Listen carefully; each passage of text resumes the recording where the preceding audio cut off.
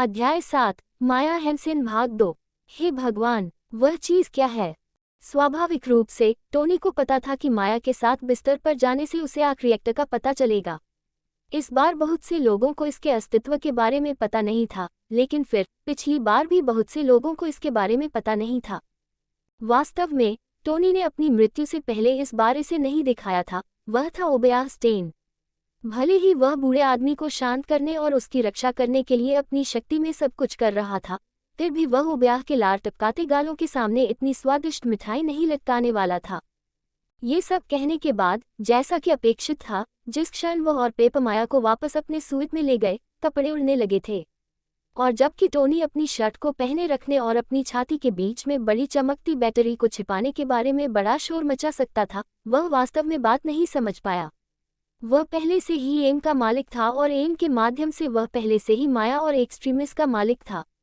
और अगर वह एक्सट्रीमिस्ट का इस्तेमाल करने जा रहा था तो उसे आखिरकार पता चल ही जाना था।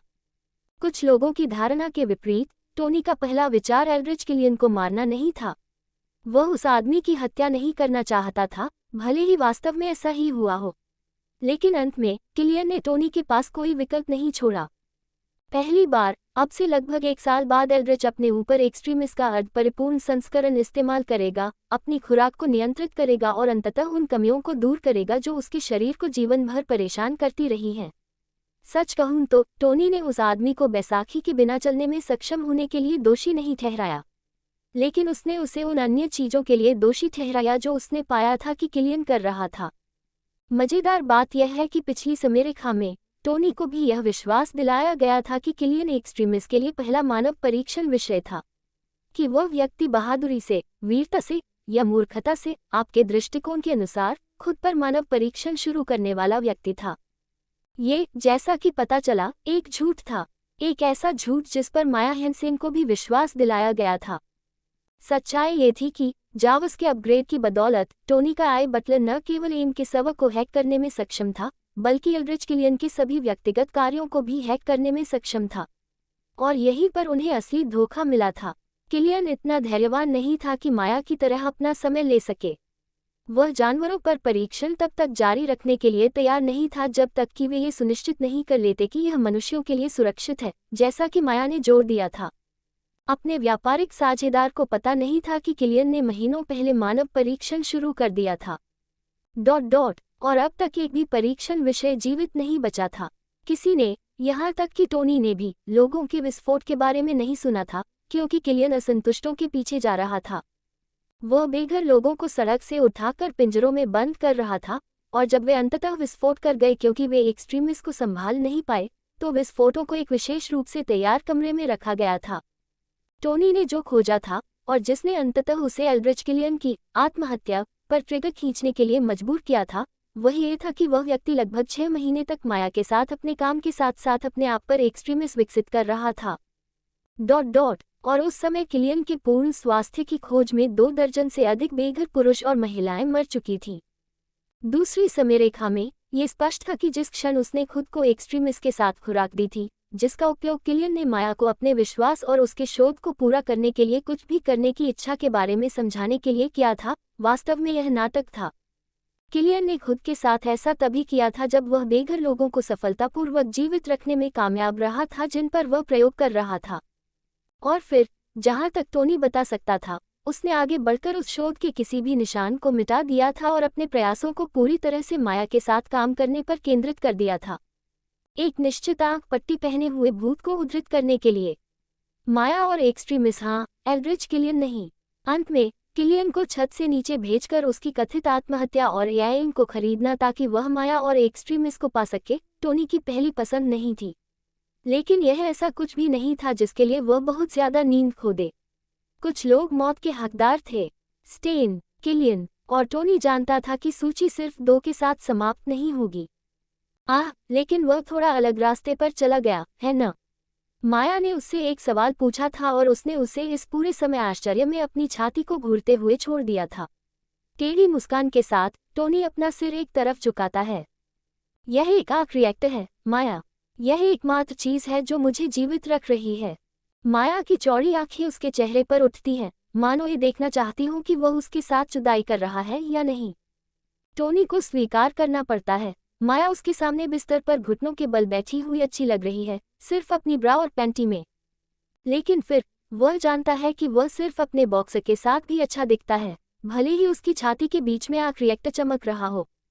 टोनी की मुस्कान थोड़ी चौड़ी हो जाती है जब वह समझाता है, यह मूल रूप से एक महिमामंडित चुंबक है। सच कहा जाए तो यह मेरे सीने में धन से छर्रों को मेरे दिल तक पहुंचने और मुझे मारने से रोक रहा है। मूल संस्करण एक कार बैटरी थी। बगल में पेपर ने भी अपने कपड़े उतार दिए हैं अपने अंडरवियर तक। वह टोनी को अफगानिस्तान में अपने अनुभवों के बारे में इतनी बेपरवाही से बात करते हुए सुनकर थोड़ी परेशान दिख रही है, जैसा कि वह हमेशा करती है। लेकिन इस बार माया भी वहां है, भयभीत और निराशाजनक रूप से उत्सुकता का मिश्रण दिख रही है, क्योंकि वह आगे बढ़ती है और आंख रिएक्टर के रिम पर अपनी उंगलियों को घुमाती है। टोनी उसे ऐसा करने देता है, वह इसे एक भी स्पर्श से नुकसान नहीं पहुंचाने वाली है। और फिर भी एक पल के बाद वह अपना हाथ वापस खींच लेती है, जैसे कि झुलस गई हो, या जैसे कि उसे डर हो कि वह उसे चोट पहुंचा सकती है।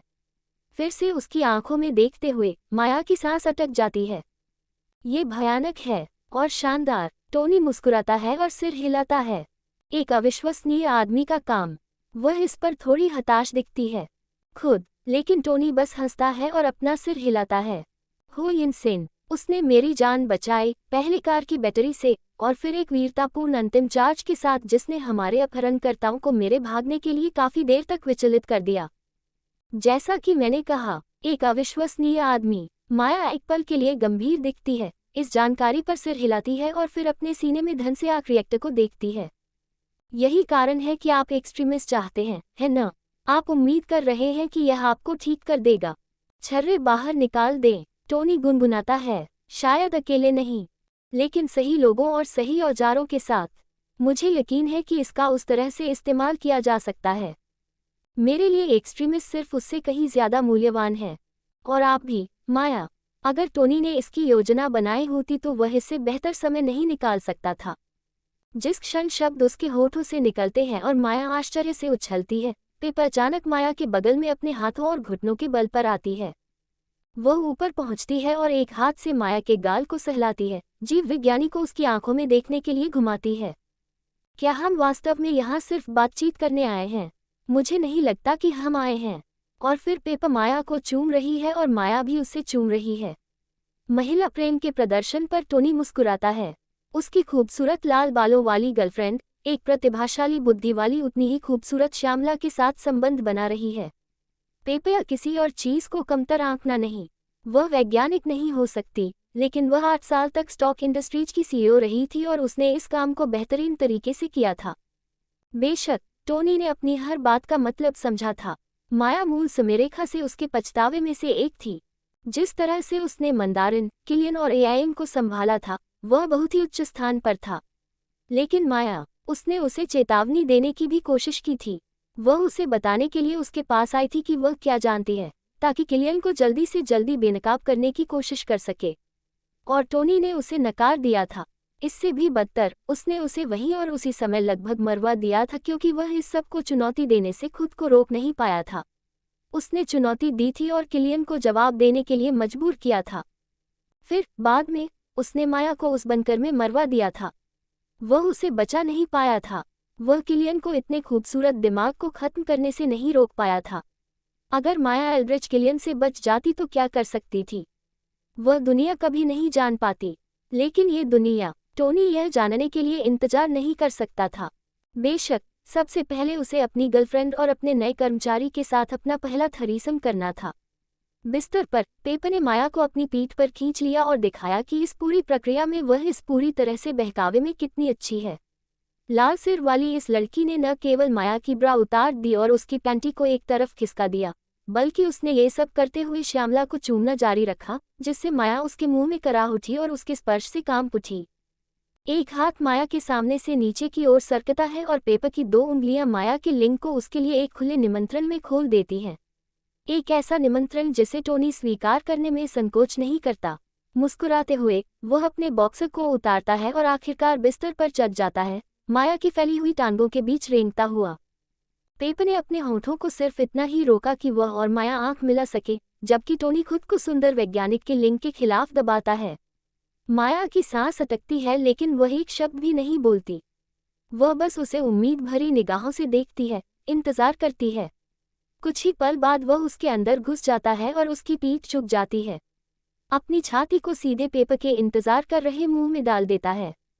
तभी माया सच में कराहती है, क्योंकि होटल के कमरे में पावर कपल उसे वही टैग टीम करता है। पेपर के होंठ माया के निप्पल पर, एक के साथ खेलते हुए और फिर दूसरे के साथ। टोनी का लिंग माया के अंदर और बाहर घुसता हुआ। ये पहली बार नहीं है जब वह और माया साथ में हैं, और 8 साल पहले भी टोनी को लगता है कि उसने अच्छा प्रदर्शन किया था। लेकिन पेपर की मदद से माया को लेने में कुछ ऐसा है जो निर्विवाद रूप से रोमांचक है। अपने जीवन के प्यार के साथ एक और महिला को डबल टीम करना निस्संदेह टोनी के कई जीवन का सबसे अच्छा सेक्स है। माया उनके संयुक्त प्रयासों के कारण कांपती है और हिलती है। टोनी खुद की मदद नहीं कर सकता। आखिरकार पेपर को माया के स्तनों से हवा लेने के लिए ऊपर आना पड़ता है, और जब वह ऐसा करती है तो टोनी उसका इंतजार कर रहा होता है। अपने हाथ को उसके लाल बालों में लपेटता है और उसे ऊपर ले जाता है, जबकि वह अपने मुंह से उसका मुंह लेने के लिए नीचे झुकता है। पेपर उसके होठों में कराहती है। वे दोनों कई लंबे क्षणों तक चुंबन करते हैं, जबकि टोनी जारी रहता है माया को उनके नीचे चोदो। एक पल के लिए वह सोचता है कि शायद पेपर माया के ऊपर चढ़ जाए और अपने टपकते निचले होठों को जीव विज्ञानी के चेहरे पर ले आए। उसे नहीं लगता कि दूसरी महिला को इससे कोई फर्क पड़ेगा, लेकिन नहीं, पेपर इसे बहुत गंभीरता से ले रही है, शायद थोड़ी ज्यादा गंभीरता से। वह इस अनुभव को टोनी और माया दोनों के लिए जितना संभव हो उतना सुखद बनाने पर ध्यान केंद्रित कर रही है, और माया को जितना संभव हो उतना जंगली बनाने और उसे वासना और आनंद से पागल करने की कोशिश में अपने आनंद को पीछे छोड़ रही है। और चीजों को देखने से ये काम करता है। साथ में वे दोनों माया को अपने नीचे सूखी मांस के एक पोखर में बदल देते हैं। टोनी उसे चोदता है, पेपर उसके साथ खेलता है, और माया बस कराहती है और कराहती है, क्योंकि वह टोनी के लन पर बार बार सहती है। आखिरकार टोनी अपनी सीमा तक पहुंच जाता है। वह आखिरी सेकंड में बाहर निकल जाता है और पेपर हमेशा की तरह अपने बॉस की ज़रूरतों का अनुमान लगाती है, जैसे एक अच्छे पीए को करना चाहिए। जिस क्षण उसका चमकता हुआ लिंग माया के लिंग से बाहर निकलता है, लाल सिर वहां होता है, अपने होठों को उसके लिंग के नीचे सरकाता है। वह 1 बार, 2 बार और फिर तीसरी बार हिलती है और फिर खुद को उसके लिंग के आधे हिस्से में रखती है, जबकि उसकी आंखों में देखती है। टोनी बिना किसी हिचकिचाहट के सहता है, कराहता है, क्योंकि वह पेपर के मुंह में वीर्य छोड़ने के लिए आगे बढ़ता है, जबकि वह उसके वीर्य की हर आखिरी बूंद निगल जाती है। इस बीच माया उनके नीचे भारी सांस लेती है, अभी भी अपनी सांस पकड़ने की कोशिश कर रही है।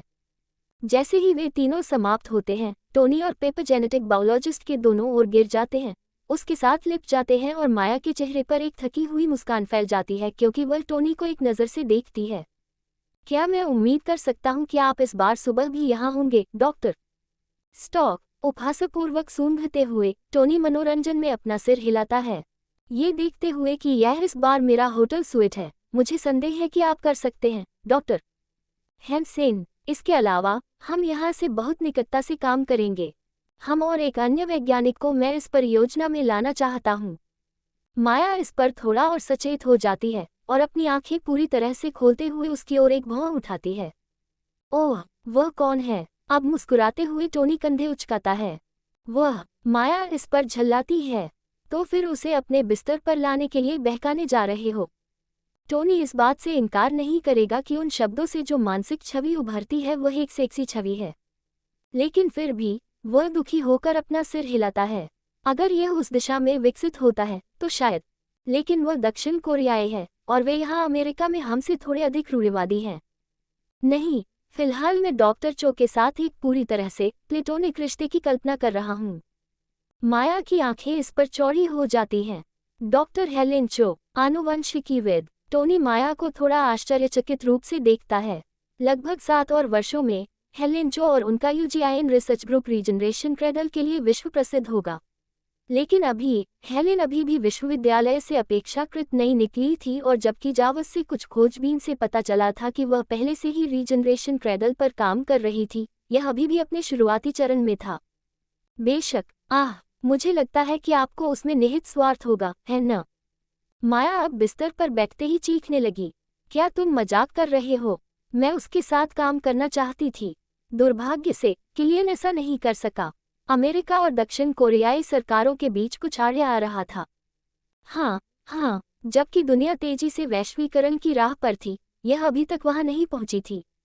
और एम, जो कि एक निजी रूप से वित्तपोषित थिंक टैंक के रूप में शुरू हुआ था, उसके अमेरिकी सरकार से संबंध थे जिससे वह इतनी आसानी से बच नहीं सकता था। मुस्कुराते हुए टोनी बस अपना सिर झुकाता है, कुछ नकली विनम्रता का दिखावा करता है। ठीक है, अपनी तारीफ करने के लिए नहीं। माया, जैसा कि इरादा था, उसे समझती है, गुस्से में आकर उसके कंधे पर थपकी देती है और आंखें घुमाती है। हालांकि इससे पहले कि वह जवाब दे पाती, पेप अचानक वहां पहुंच जाता है और उन दोनों को वापस बिस्तर पर खींच लेता है। तुम दोनों बाद में और बात कर सकते हो, अब आराम करने का समय है। आने वाले दिनों में दुनिया को बदलने के लिए बहुत समय होगा। माया नाराज हो जाती है लेकिन टोनी उसे सिर्फ एक मुस्कान देता है और पेप की मांगों को आसानी से मान लेता है। हाँ, पेप, ये देखकर कि वह लाल सिर वाले से लड़ने नहीं जा रहा है, माया गुस्से में आ जाती है लेकिन शांत भी हो जाती है, और जल्द ही वे तीनों लाला लैंड के लिए रवाना हो जाते हैं। अध्याय 8, साइबेरिया। शुक्र है, टोनी के अहंकार की खातिर हेलेन चो और माया हेंसेन को स्टॉक इंडस्ट्रीज की छत्रछाया में साथ काम करवाना वास्तव में काफी आसान है। वास्तव में जितना उसने सोचा था, उससे भी ज्यादा आसान। उसे इस बात पर संदेह है कि ऐसा क्यों है, हालांकि वह जानता है कि इसे जोर से कहने से बेहतर है। सीधे शब्दों में कहें तो, जबकि किलियन को संभवतः संयुक्त राज्य अमेरिका और दक्षिण कोरियाई सरकारों के रूप में कुछ बाधाओं का सामना करना पड़ा था, ये भी एक साधारण तथ्य था कि डॉक्टर चो के पास इसके लिए लड़ने का कोई कारण नहीं था।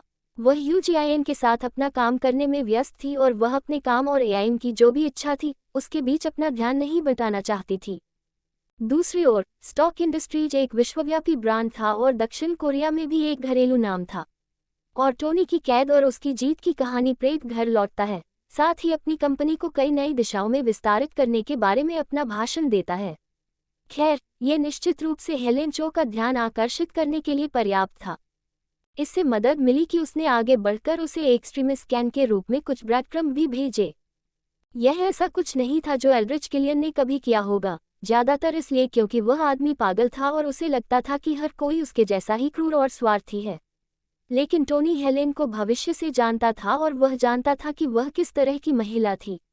इसके अलावा सबसे खराब स्थिति ये थी कि उसने जो कुछ भी भेजा था उसका उपयोग उसने उसके बिना सालों पहले अपने रीजनरेशन क्रेडल के निर्माण को शुरू करने के लिए किया, जो कि वह उससे वैसे भी चाहता था। हालांकि अंत में ये सबसे अच्छी स्थिति थी। एक बार जब उसे एक्सट्रीमिस्ट के बारे में पता चला तो डॉक्टर चो ने खुद को इसमें शामिल करने के लिए खुद को तैयार कर लिया, और जबकि यूजीआईएन का स्वामित्व स्टॉक इंडस्ट्रीज के पास नहीं था जिस तरह से अब एआईएम का है, टोनी ने आगे बढ़कर सद्भावना दिखाते हुए उनके शोध समूह का 10% हिस्सा खरीद लिया। जैसा कि उसने माया से कहा था, उसने दक्षिण कोरियाई महिला को बहकाए बिना हेलेन और यूजीआईएन को अपने साथ जोड़ लिया था। दिन के अंत में शायद उसके साथ कुछ समय के लिए पेशेवर तरीके से पेश आना बेहतर था। आखिरकार टोनी और पेप के पास अभी भी माया के साथ काम करने का पूरा समय था। वह एक जरूरतमंद प्रेमिका बन रही थी, ऐसा नहीं है कि उनमें से कोई भी शिकायत कर रहा था। वास्तव में जब तक एक्सट्रीमिस्ट और रीजनरेशन क्रेडल पर काम जारी रहा, टोनी को कोई शिकायत नहीं थी। और माया, हेलेन और टोनी की संयुक्त प्रतिभा के साथ साथ टोनी के भविष्य के ज्ञान के साथ, वे वास्तव में दोनों महिलाओं की परियोजनाओं पर लगातार प्रगति कर रहे थे। हालांकि इसका मतलब यह नहीं था कि सब कुछ ठीक था। टोनी की योजना के इस चरण में एक छोटी सी समस्या थी।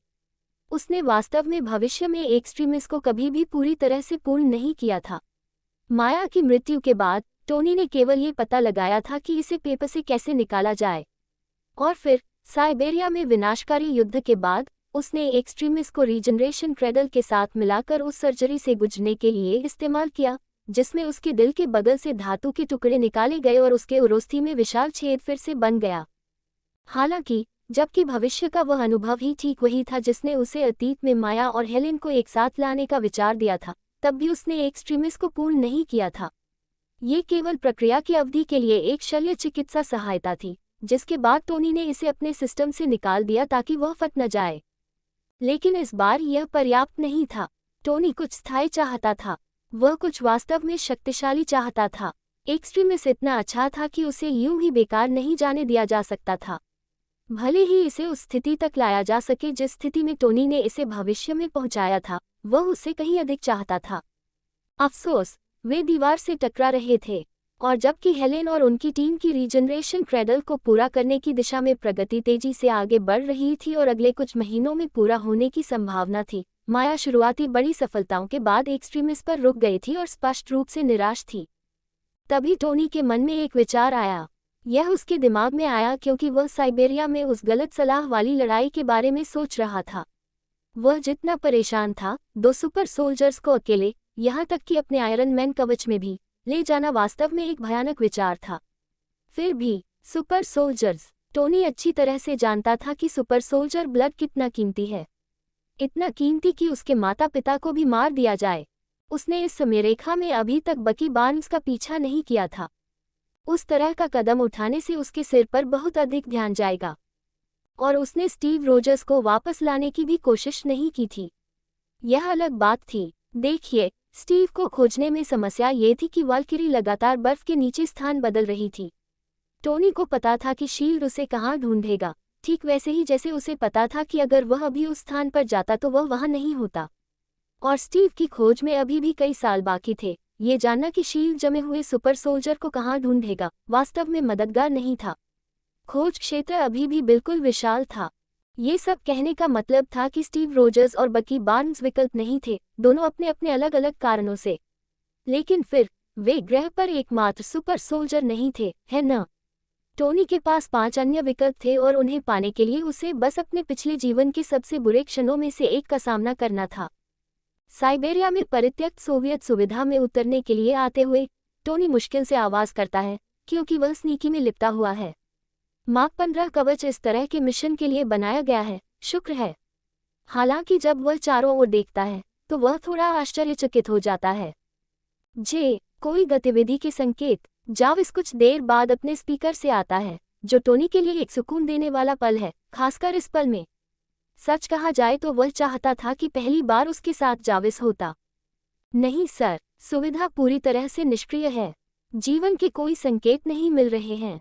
टोनी धीरे से सिर हिलाता है, फिर पीछे मुड़कर साइबेरिया के जमे हुए बंजर इलाकों को देखता है। और हमारे घर वापस आए दोस्त, कोई भी समझदार नहीं सर।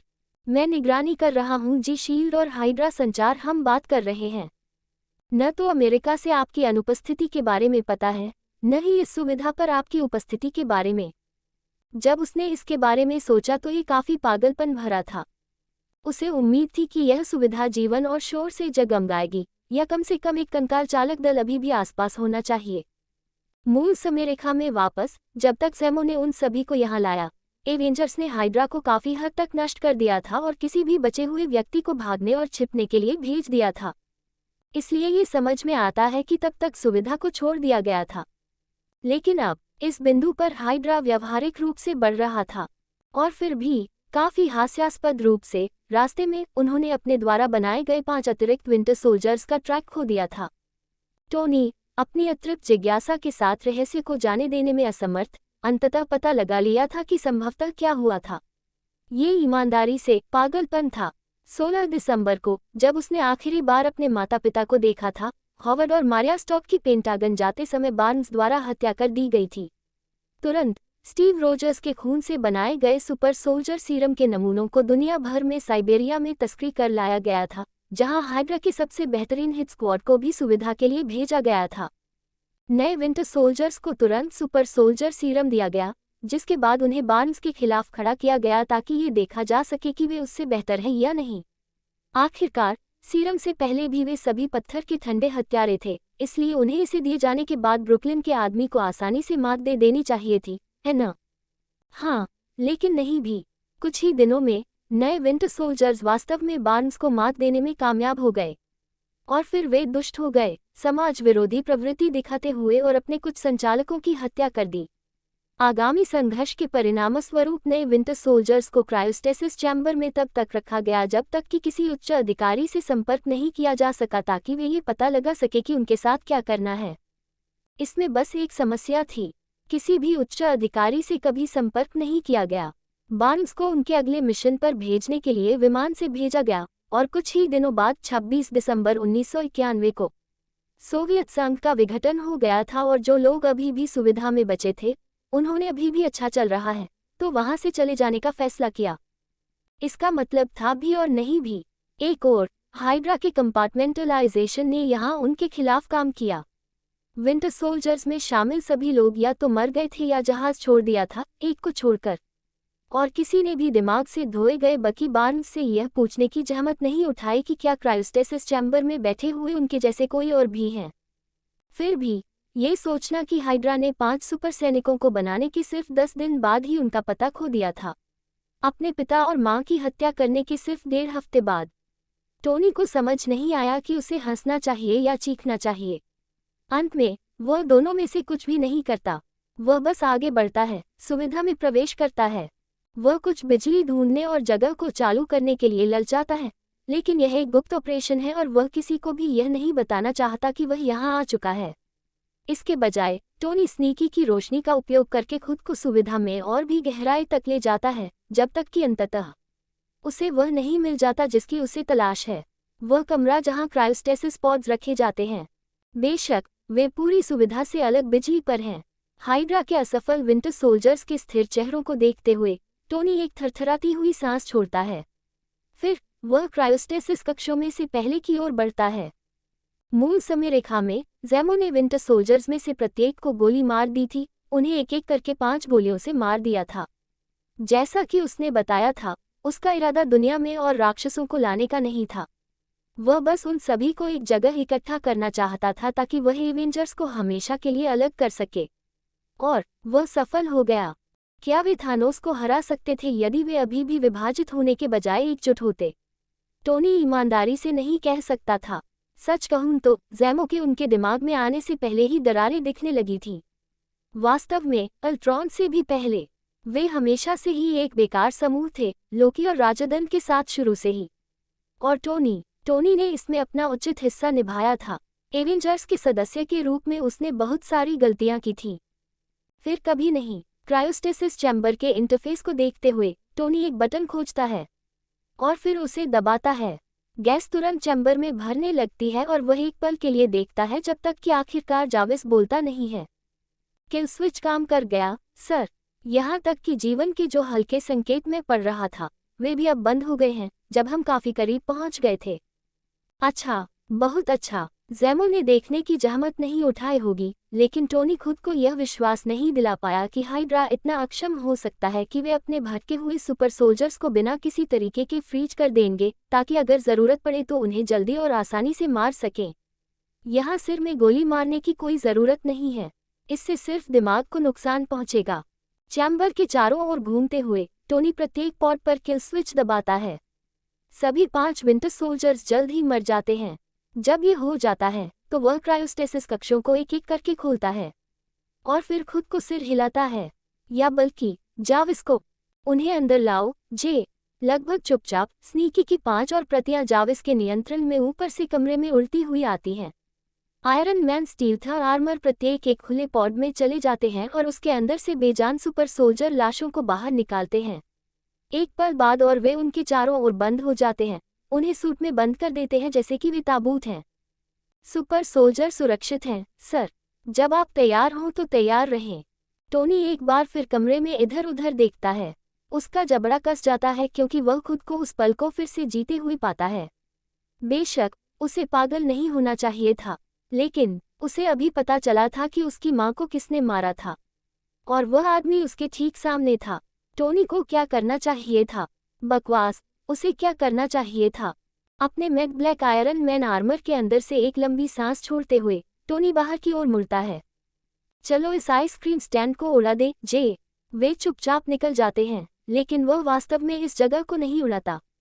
टोनी चाहे जितना भी इस सुविधा को आधारशिला तक नष्ट करना चाहे, लेकिन ये सब इतनी चुपके से करने के उद्देश्य को विफल कर देगा।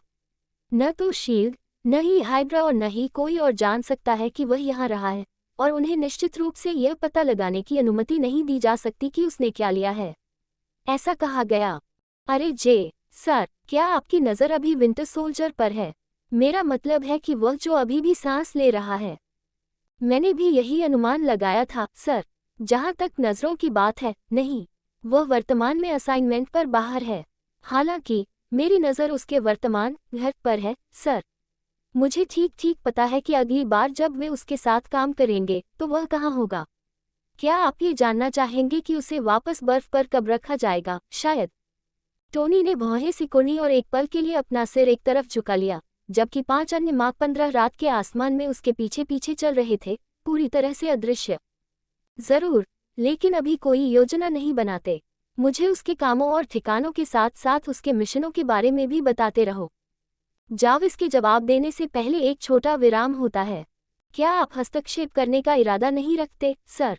मुंह बनाते हुए टोनी ने एक और आह भरी। पहले की तरह ही कारण लागू होते हैं, जे। अगर मैं अभी किसी भी कारण से बार्न्स के पीछे जाता हूं, तो यह मुझे हाइड्रा और शील्ड के रडार पर डाल देगा। शायद मैं नहीं, लेकिन कम से कम उन्हें पता चल जाएगा कि मेरे जैसा कोई वहां है और वे सतर्क रहेंगे। नहीं, हम अभी उन बदमाशों को नहीं छू रहे हैं। तब तक नहीं जब तक मुझे पता न चल जाए कि मेरे करीबी लोग पूरी तरह सुरक्षित हैं। हमने तुम्हें वहां पहुंचा दिया जहां मैं तुम्हें चाहता था, दोस्त। अब हमें बस दूसरों की चिंता करनी है। जैसा तुम कहो, सर। हालांकि एक विचार मन में आता है। ऐसा कहने के बाद मैं चाहता हूं कि तुम मेरे लिए कुछ और देखो, जाविस। सर, टोनी को कुछ याद आ रहा है जो नेट और स्टीव ने उसे भविष्य में बताया था। वर्तमान में कैंप लेह के नीचे क्या छिपा है, इसके बारे में कुछ। वहां कुछ था, एक अवसर जिसके बारे में उसने शुरू में नहीं सोचा था। जब वे अमेरिका वापस लौटते हैं तो उसके चेहरे पर एक धीमी मुस्कान फैल जाती है। मैं एक बुरा पिता रहा हूं, जे। तुम्हें अपने साथियों से बातचीत करने से रोकता रहा हूं। मुझे लगता है कि अब समय आ गया है कि मैं तुम्हारे लिए एक छोटी सी प्लेडेट की व्यवस्था करूं, बेबी बॉय। सर, जाविस ने एक शब्द में जितनी शुष्क बुद्धि, तीखापन और पूरी तरह से झुंझलाहट भरी है, उससे टोनी के आयरन मैन कवच में दम घुटने लगा है। जब जाविस ने उसे मार्क 15 में से एक और दिखाया, तब जाकर टोनी शांत हुआ और उसने अपनी बात को समझाया। हालांकि एक बार ऐसा करने के बाद भी जाविस को कोई मजा नहीं आया, लेकिन कम से कम वह योजना के साथ तो है, और यही बात मायने रखती है। अध्याय 9, शील्ड। कूल्सन। अपने नाम की आवाज सुनकर एजेंट फिल कूल्सन थोड़ा मुस्कुराता है जब वह गलियारे से नीचे अपनी ओर आते हुए जाने पहचाने चेहरों को देखता है। सिर हिलाते हुए वह बारी बारी से उनमें से प्रत्येक का अभिवादन करता है। Agent Barton, agent Romanov. संबोधित किए जाने पर नताशा रोमानोव, जिसे खुफिया समुदाय में कई लोग ब्लैक विडो के नाम से जानते हैं, जवाब में अपना सिर हिलाती है। Agent Coulson, sir. अपने साथी के विपरीत नताशा पेशेवरता की मिसाल है। दूसरी ओर क्लिंट बार्टन मुस्कुराते हुए आगे बढ़ता है और फिल के कंधे पर थपकी देता है। अभी अभी स्लैम डंक से लौटा हूँ। आप कैसे हैं? आपके काम कैसे चल रहे हैं?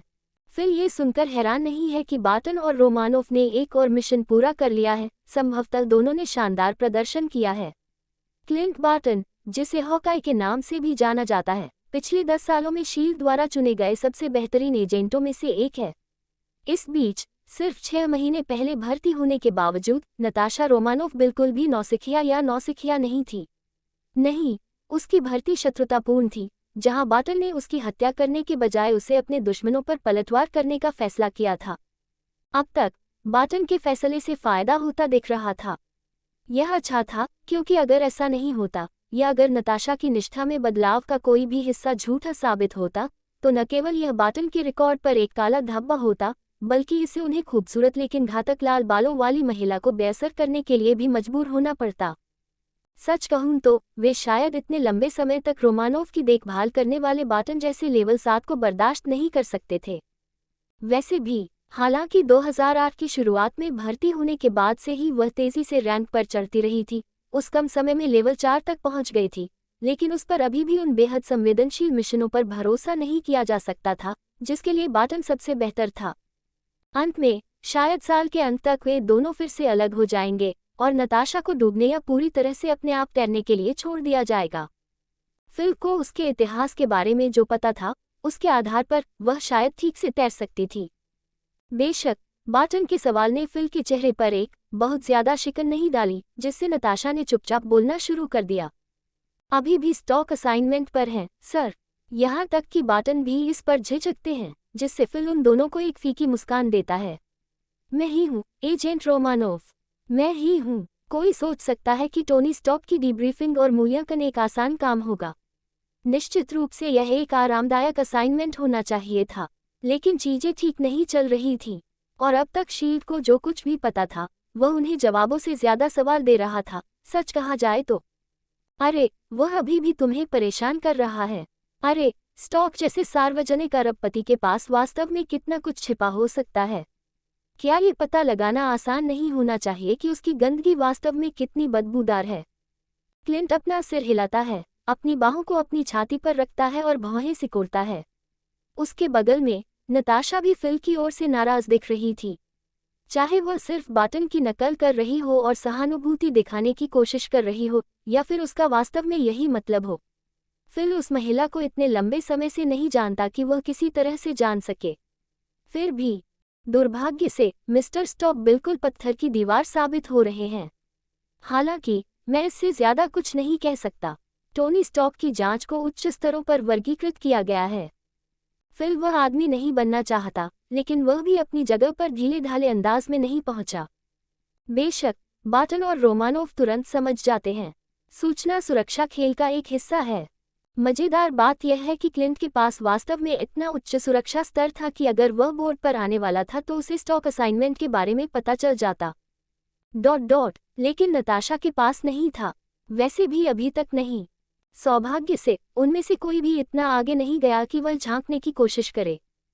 फिल की ओर से अभी भी दुखी दिखते हुए क्लिंट ने आह भरी और उसे कंधे पर एक आखिरी थपकी दी। ठीक है, हमें बताएं कि क्या निदेशक आपको कुछ अतिरिक्त विवेक देने का फैसला करता है। हाँ, आप जानते हैं कि हम मदद करना पसंद करेंगे। फिल की जवाब देने वाली मुस्कान वास्तव में वास्तविक है, चाहे वह कितनी भी छोटी क्यों न हो। ज्यादातर इसलिए क्योंकि वह कल्पना कर रहा है कि बाटन और रोमानोव उसे टोनी स्टॉक से कुछ जवाब देने के लिए मजबूर करने में किस तरह की मदद कर सकते हैं। जिद्दी और असंभव अरबपति को पीटने के बारे में कल्पना करना उसके लिए अनुचित है, लेकिन अगर यह केवल उसके अपने दिमाग की गोपनीयता में होता है तो कोई भी कभी नहीं जान पाएगा, है ना? चिंता मत करो, अगर डायरेक्टर फ्यूरी मुझे तुम्हारे जैसे एजेंट लाने की अनुमति देते हैं तो तुम दोनों को सबसे पहले पता चलेगा। इससे दोनों के चेहरे पर मुस्कान आ जाती है। हालांकि नताशा की मुस्कान ज्यादा संयमित है जबकि क्लिंट की मुस्कान बहुत ज्यादा है। इन विदाई शब्दों के साथ वे अपने रास्ते पर आगे बढ़ते हैं और फिल हॉल से नीचे की ओर बढ़ता है। आखिरकार डायरेक्टर के दफ्तर पहुंचता है। दस्तक देने के बाद कुछ पल बाद उसे अंदर जाने की अनुमति मिलती है और वह निक फ्यूरी को अपनी दूसरी कमान मारिया हिल से बात करते हुए पाता है। श्यामला शील्ड कमांडर फ्यूरी ने जो भी कहा था उसे सिर हिलाकर स्वीकार करती है और फिर दरवाजे की ओर बढ़ती है और फिल को सिर हिलाकर स्वीकार करती है। एजेंट कूल्सन, कमांडर हिल, और इस तरह की खुशियों के आदान प्रदान के साथ मारिया चली जाती है और फिल फ्यूरी के साथ अकेला रह जाता है। शील्ड का एक आंख वाला डायरेक्टर अपनी कुर्सी पर वापस बैठता है और भौहें चढ़ाने से पहले एक पल के लिए फिल को देखता है। मुझे ये पसंद नहीं आएगा, है न? डेस्क के सामने की ओर कदम बढ़ाते हुए फिल अपनी सीधी पीठ के पीछे हाथ जोड़कर खड़ा है। नहीं सर, मुझे नहीं लगता कि आप हैं। एक और विराम और अंत में फ्यूरी ने हाथ हिलाया। ठीक है, आगे बढ़ो। Report, agent Coulson. इसके साथ ही फिल टोनी स्टॉक के बारे में उनके पास मौजूद हर चीज के बारे में नवीनतम जानकारी देने लगता है, जो ज्यादा नहीं है।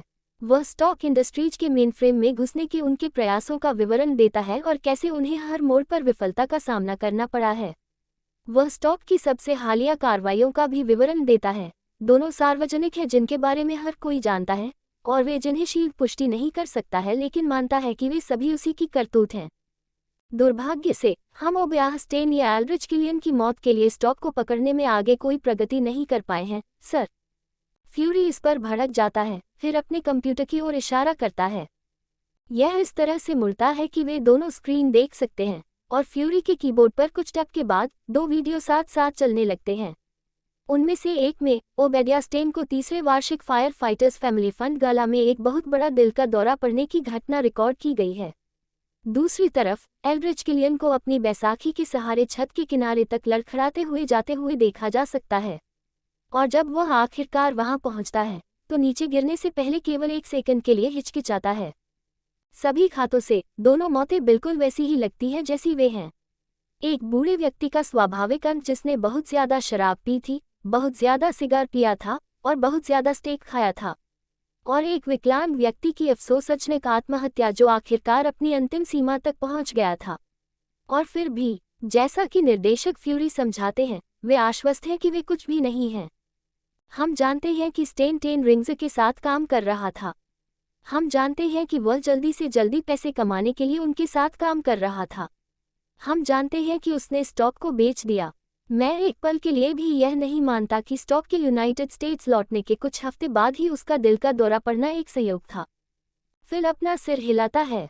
नहीं सर, किलियन के लिए आत्महत्या थोड़ी ज्यादा विश्वसनीय हो सकती थी अगर स्टॉक ने एम को खरीदने और स्टॉक इंडस्ट्रीज में शामिल होने के लिए कुछ ही दिनों बाद अचानक आकर हमला न किया होता। क्या हम इस बारे में कुछ और जानते हैं कि यह एडवांस्ड आइडिया मैकेनिक्स किस पर काम कर रहा है? कॉल्सन भौहें सिकुड़ते हैं। काश उनके पास इससे ज्यादा होता, लेकिन अफसोस, दुर्भाग्य से अब तक वे हमारे रडार पर नहीं थे। 90 के दशक के अंत में किलियन द्वारा गठित किए जाने के बाद पिछले 10 वर्षों से वे निश्चित रूप से छोटे आलू रहे हैं। हम जानते हैं कि एल्ड्रिच किलियन और माया हैंसेन किसी तरह के नए औषधीय उपचार पर एक साथ काम कर रहे थे। स्टॉक ने डॉक्टर हैंसेन के साथ संयुक्त प्रेस विज्ञप्ति में भी यही कहा है।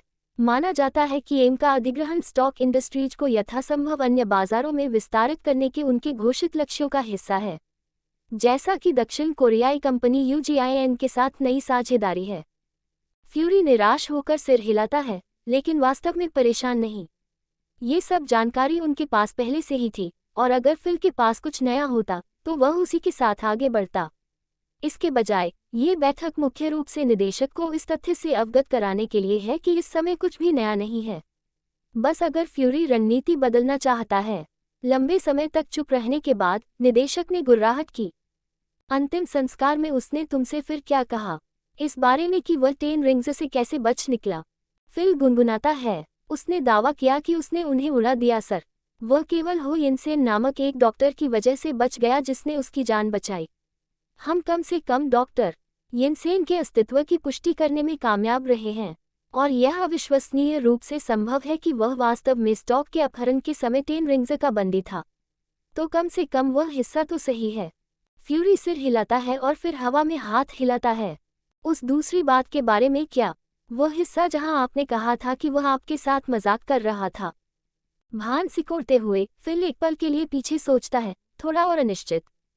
उद्धरण चिन्ह ... उसने कहा कि उसने कवच का एक जादुई सेट बनाया और उड़ गया सर। फ्यूरी ने उपहासपूर्वक कहा, एक बाइबल का वर्णन क्या आप नहीं कहेंगे? स्टॉक के बचाव के बाद 10 रिंग्स के साथ जो हुआ, लगभग बाइबल जैसा ही। अफगानिस्तान में उनके पास जो कुछ भी था वह कुछ ही दिनों में नष्ट हो गया। लगभग ऐसा लगा जैसे ये स्वयं भगवान के हाथ से हुआ हो। कौंसल ने इस पर भौहें चढ़ाईं। उसने फ्यूरी को कभी भी विशेष रूप से धार्मिक नहीं माना था। क्या शील्ड निदेशक वही कह रहा था जो उसने सोचा था? सर, क्या आप ये कहना चाहते हैं कि आपको लगता है कि स्टॉक को दैवीय हस्तक्षेप द्वारा संरक्षित किया जा रहा है? फिल की आवाज में अविश्वास की एक स्वस्थ खुराक है। सौभाग्य से फ्यूरी यह कहने की कोशिश नहीं कर रहा था। वह अपने मॉनिटर पर वीडियो को देखने से पहले एक हंसी उड़ाता है और अपना सिर हिलाता है। दैवीय नहीं, लेकिन कुछ तो स्टॉक की रक्षा कर रहा है, कुछ या कोई, और वे हमारे चारों ओर चक्कर लगा रहे हैं। मुझे ये पसंद नहीं है। मुझे ये बिल्कुल भी पसंद नहीं है। अंत में वह अपनी एक काम करने वाली आंख को वापस फिल की दिशा में घुमाता है। इस काम पर बने रहो एजेंट कूल्सन। ये पता लगाने की कोशिश करते रहो कि स्टॉक आखिर क्या कर रहा है, क्योंकि मेरी आंखों के नीचे एक खुजली है जो कहती है कि जितना अधिक समय तक हम उसे इस बकवास से दूर रहने देंगे उतना ही हम आगे चलकर बर्बाद हो जाएंगे। तेजी से सिर हिलाते हुए कूल्सन सीधा हो जाता है। सर। बर्खास्त एजेंट। जब वह डायरेक्टर के ऑफिस से बाहर निकलता है तो फिल भौहें सिकुड़ने से खुद को नहीं रोक पाता। टोनी स्टॉक को डीब्रीफ करना एक मुश्किल काम होना चाहिए था। इसमें ज्यादा से ज्यादा 2 हफ्ते लगने चाहिए थे, और फिर भी वह अरबपति के अफगानिस्तान से लौटने के महीनों बाद भी जवाबों के इतने करीब नहीं था जितना उसने शुरू किया था। फ्यूरी सही था। कोई न कोई चीज या व्यक्ति स्टॉक की तरफ था जो उसकी रक्षा कर रहा था और उन्हें दूर रख रहा था, लेकिन ऐसा करने में, उनकी जांच को इतनी अच्छी तरह से रोकने में, वे बस इतना ही करने में कामयाब रहे कि स्टॉक और उनकी परियोजनाओं को शील्ड के रडार पर और भी ज्यादा डाल दिया। इससे कोई फर्क नहीं पड़ता कि टोनी स्टॉक के पिता उनके संस्थापकों में से एक थे या उनकी गॉडमदर पैगी कार्टर उनके पूर्व निदेशकों में से एक थी। टोनी स्टॉप जो भी करने वाला था वे उसका पता लगा लेंगे और ज़रूरत पड़ने पर उसे रोक भी देंगे। फिल को बस यही उम्मीद थी कि वे बहुत देर होने से पहले इसका पता लगा लेंगे। XXX टोनी, क्या तुम मुझे सुन सकते हो? धीरे धीरे टोनी ने पेपर की आवाज़ सुनकर अपनी आंखें खोली। वह मुस्कुराया क्योंकि उसने उसे अपने पास बुलाते हुए सुना। उसके सिर के ऊपर चमकती कृत्रिम रोशनी में उसे देख रहा था। अरे पैप, अभी एक परी की तरह दिख रही हो। हमेशा की तरह। पेपर तारीफ सुनकर शर्मा गई, लेकिन तुरंत मुस्कुराई। बेशक वह उसके साथ कमरे में अकेली नहीं थी। डॉक्टर स्टॉक, आप कैसा महसूस कर रहे हैं? अपने बिस्तर के दूसरी तरफ देखते हुए टोनी ने हेलेन चो को अपने ऊपर झुकते हुए देखा, जो कि एक वैज्ञानिक रीडआउट की जांच करने के साथ साथ उसे एक बार एक दृश्य भी दे रहे हैं। क्या वह उसे वैज्ञानिक अर्थों से ज्यादा जांच रही है? नहीं, शायद ये सिर्फ दवाओं की बात है। अरे डॉक्टर, बहुत अच्छा लग रहा है।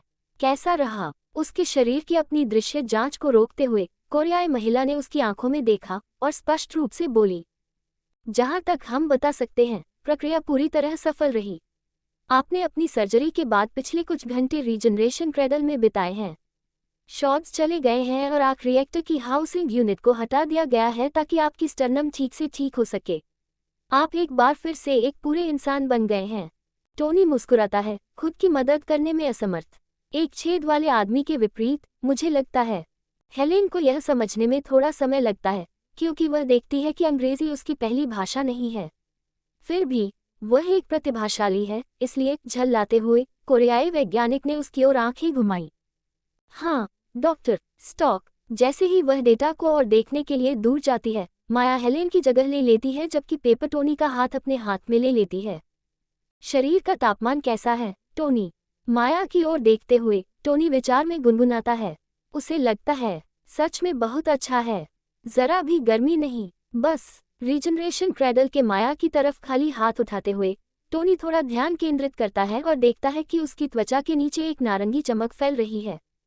ये बिल्कुल वैसा ही है जैसा मैं चाहता हूँ माया। एक्सट्रीमिस्ट की तरफ से अब तक कोई समस्या नहीं है। हमने जो काम किया है, रीजनरेशन क्रेडल और मिस्ट्री इंग्रेडिएंट एक्स, ऐसा लगता है कि हम काम में लगे हुए हैं। दूसरी तरफ पेपर उसके हाथ को थोड़ा जोर से दबाता है। टोनी उसे चमक को चिंता से देखते हुए देखता है।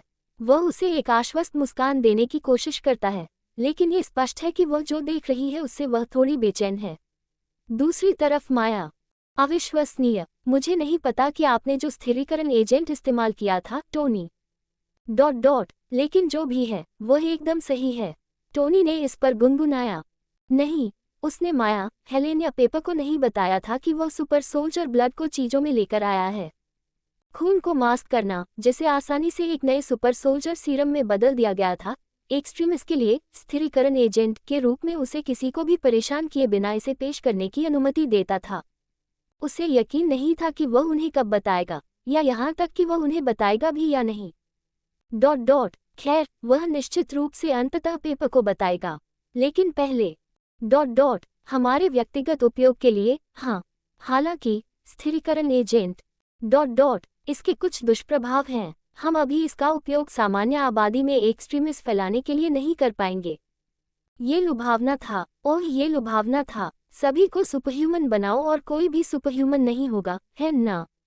सिवाय इसके कि दुनिया इसके लिए नहीं बनी है।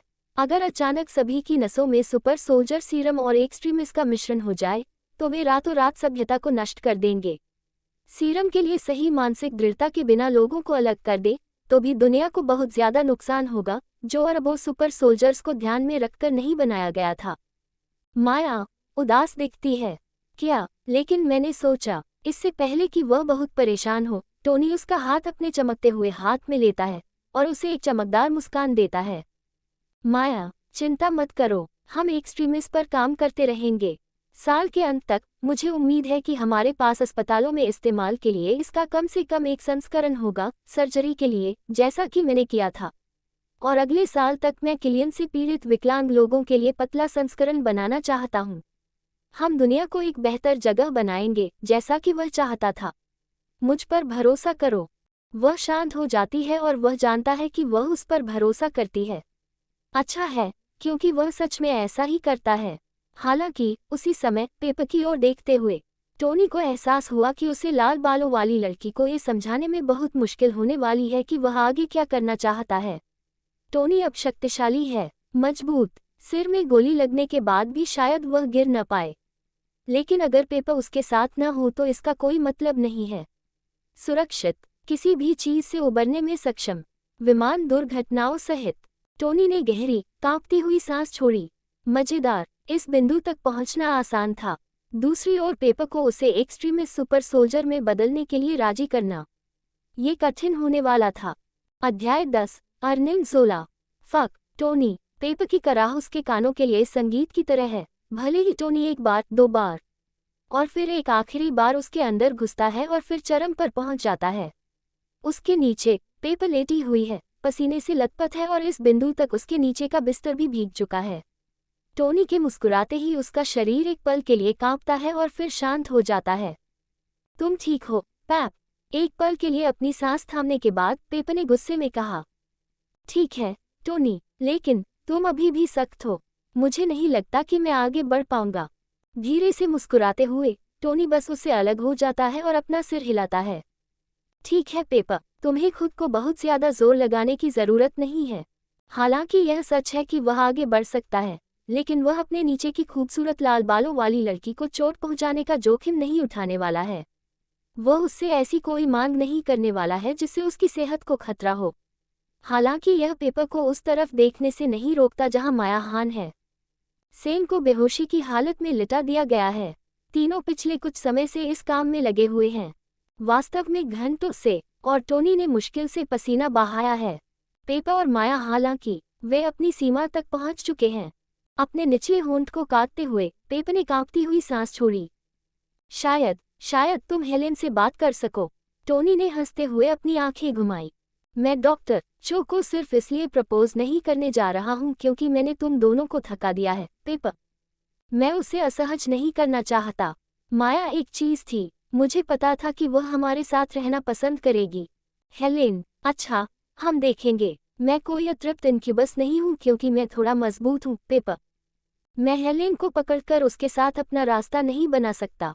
बेशक, अगर तुम सच में मेरे साथ रहना चाहती हो। टोनी वहां चुप हो जाता है, जबकि पेपर की अभिव्यक्ति थोड़ी कमजोर हो जाती है। वह तुरंत आत्मसमर्पण में अपने हाथ ऊपर उठाता है। माफ करना, मैं इसे फिर से उठाने की कोशिश नहीं कर रहा हूँ। बस मुझे उचित लगा। पेपर ने अपना निचला होंठ काटा और अपना सिर हिलाया। मुझे यकीन नहीं है, टोनी, ये तुम्हारे लिए एक बात थी।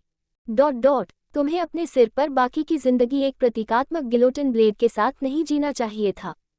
टोनी बिना कुछ कहे उसके शब्दों को स्वीकार करते हुए अपना सिर झुकाता है। छर्रे के टुकड़े जो पहले कार की बैटरी और फिर आग रिएक्टर ने उसके दिल में घुसने और उसे मारने से रोके थे, वास्तव में एक गिलोटिन के समान थे जो बस गिरने का इंतजार कर रहा था, या शायद डेमोक्लस की तलवार अगर कोई और भी पीछे जाना चाहे। उसकी चोट ने उसके फेफड़ों की क्षमता को कम कर दिया है। मनुष्यों को अपनी छाती में एक असीमित ऊर्जा स्रोत के लिए एक विशाल धातु आवास इकाई रखने के लिए नहीं बनाया गया था। कौन जानता था, टोनी ने कभी बेहतर महसूस नहीं किया था, कभी भी अधिक शक्तिशाली महसूस नहीं किया था, और सिर्फ इसलिए नहीं कि वह एक सुपर सोल्जर था जिसकी नसों में एक्सट्रीमिस्ट का स्थिर संस्करण बह रहा था। यह उससे कहीं अधिक था। दुर्भाग्य से, जबकि पेपर को अभी भी नहीं पता था कि उसने एक्सट्रीमिस्ट के लिए जिस स्थिरीकरण एजेंट का इस्तेमाल किया था वह सुपर सोल्जर सीरम था, वह इतना जानती थी कि उसे उसी पदार्थ की खुराक देने के उसके प्रस्ताव पर थोड़ी शंका थी। बस, मैंने देखा है कि अब तुम कितने मजबूत हो, टोनी। मुझे यकीन नहीं है कि मैं इतना मजबूत होना चाहता हूँ। नहीं, मुझे इतना मजबूत होने की ज़रूरत है। मुझे समझ में आता है कि तुम इस बात को लेकर सावधान क्यों रहना चाहते हो कि हम एक्सट्रीमिस्ट के किस रूप का व्यावसायीकरण करते हैं, क्योंकि अगर हर कोई तुम्हारे जितना मजबूत होता। पेपर एक समझदार लड़की है। उसे भी वही एहसास हुआ जो उसे हुआ था, खासकर माया और हेलेन को टोनी को कई अलग अलग परीक्षणों से गुजरते देखने के बाद। एक्सट्रीमिस्ट स्थिर था, टोनी शायद कभी नहीं फटने वाला था, लेकिन उसकी ताकत चार्ट से बाहर थी, और वह लगभग किसी भी चीज से पुनर्जीवित हो सकता था। उसे संदेह होने लगा था कि अपनी एक उंगली को काटकर पेपर की आंखों के सामने फिर से उगाना, पीछे मुड़कर देखने पर, एक अच्छा विचार नहीं था। माया और हेलेन जब अंत को अपने आप पुनर्जीवित होते हुए देखने में मग्न थे तो पेपर काफी बीमार दिख रही थी। एकमात्र समस्या ये थी कि टोनी को पूरा विश्वास था कि पेपर को इतना मजबूत होना चाहिए। उसे लगता था कि वह सुरक्षित है क्योंकि उसके पास टोनी है। और सच कहें तो टोनी को भरोसा था कि वह ज्यादातर समय उसकी रक्षा कर सकता है। लेकिन उन समयों के बारे में क्या जब वह उसकी रक्षा नहीं कर सका? पेपर को अपने आलिंगन में खींचते हुए टोनी अपना चेहरा उसके बालों में छिपा लेता है और उसकी खुशबू में सांस लेता है। मैं तुम्हें खोना नहीं चाहता, पैप।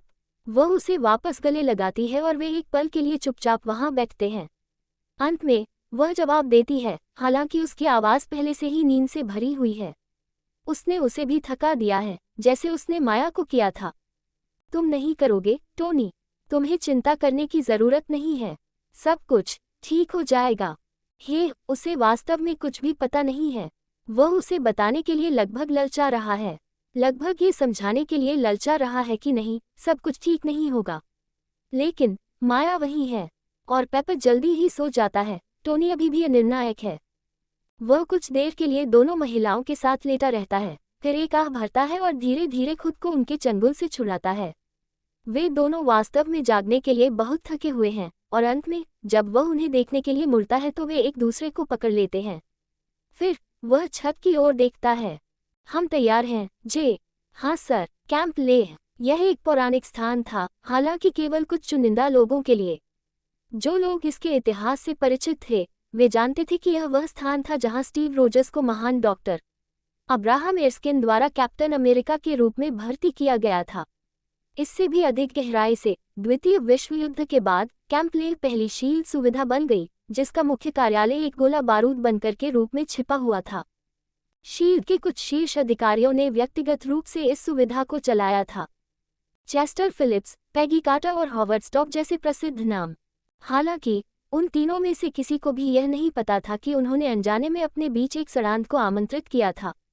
एक कैंसर जो एक दिन हाइड्रा को खुद को पुनर्जन्म देने और शील्ड को अपने उद्देश्यों के लिए एक मुखौटे से ज्यादा कुछ नहीं के रूप में इस्तेमाल करने के लिए प्रेरित करेगा। अर्निम ज़ोला को द्वितीय विश्व युद्ध के अंत में ऑपरेशन पेपरक्लिप के हिस्से के रूप में बंदूक की नोक पर भर्ती किया गया था। उन्हें लगा कि वह कमजोर इरादों वाला और आसानी से हेरफेर करने वाला है। उन्हें लगा कि वह एक मूर्ख व्यक्ति के अलावा कुछ नहीं है। वे उसका इस्तेमाल वैसे ही करना चाहते थे जैसे जोहान शमिट ने किया था। अंतर ये था कि अर्निम ज़ोला उनसे उतना नहीं डरता था जितना कि वह उस व्यक्ति से डरता था जो रेड स्कल बन गया था। वह कैसे डर सकता था? वे इतने नर्म थे, इतने भोले। राडार के नीचे उड़ना जर्मन वैज्ञानिक के लिए आसान हो गया था। शील्ड के भीतर से हाइड्रा का पुनर्निर्माण करना और भी आसान हो गया था। उन्होंने उसे एक खुश करने वाला चापलूस समझा, लेकिन उनमें से कोई भी यह नहीं समझ पाया कि अर्निम ज़ोला एक सच्चा आस्तिक था। वह अभी भी अपने उद्देश्य के प्रति वफादार था, हाइड्रा के लक्ष्यों के प्रति, जैसा कि जोहान शमिट के अधीन था। एक सिर काट दो और उसकी जगह दो सिर उठ खड़े होंगे।